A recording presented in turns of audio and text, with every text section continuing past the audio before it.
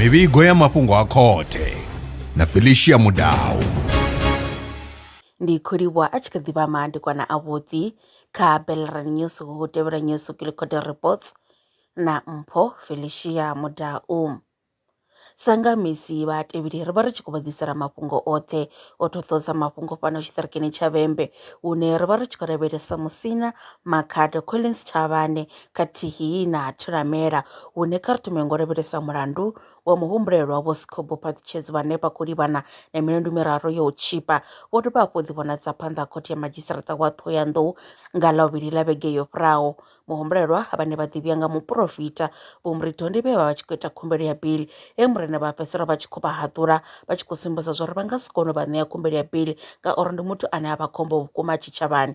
Zwino zwo ralo Vho Murido ndi vhe vha fhedzisela vha tshi khou dzimuwa khumbelo ya bili khothe ya fhedzisela i tshi khou fhirisela phanḓa uyu mulandu kha ḽa vho 13 ḽa ṅwedzi wa lara na ṅwaha ngeno vha tshi kha ḓivha nga ngomu tshiṱokisini. Makhulu a ṅwana vhane vha ḓivha nga vho Bishop Masala Tshifura ndi vhane vho bvisela khagala vhupfhiwa havho malugana na hezwi.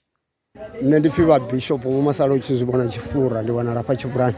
So namusi ri afha khothe nga matsheloni a ḓuvha ḽa ṋamusi ro swika ha ḓivhidziwa vhaṅwe nyana mbo ḓi vhidzwa honoyo muhumbulelwa vha tshi khou havho nga vha amba na tshifhinga tshilapfu mbo ḓi amba uri case i khou postponela dzi 13 dza November a nga ngomu.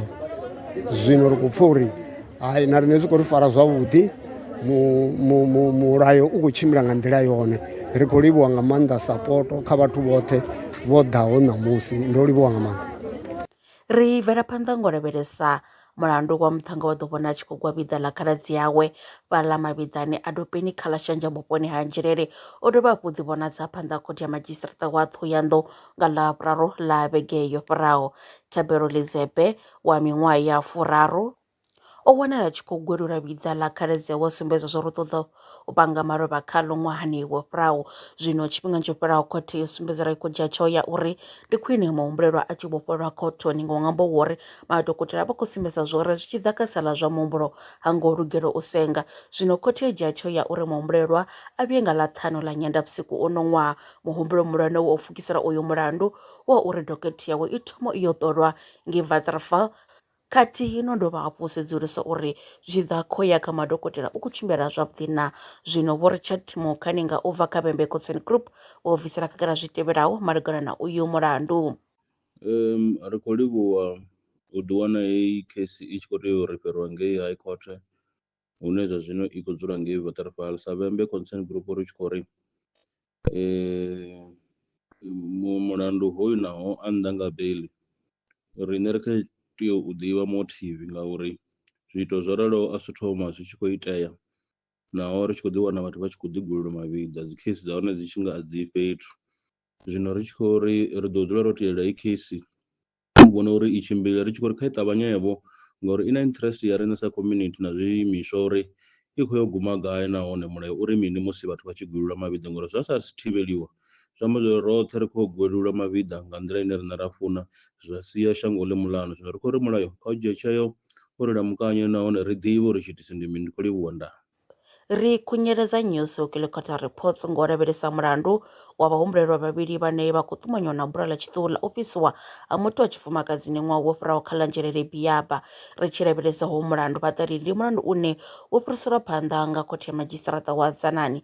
Vhahumbulelwa vhane muṅwe wavho u kha ḓivha nga fhasi ha ndango ya Babebi vha ḓo dovha hafhu ḓivhonadza nga ḽa vhu29 Tshimedzi.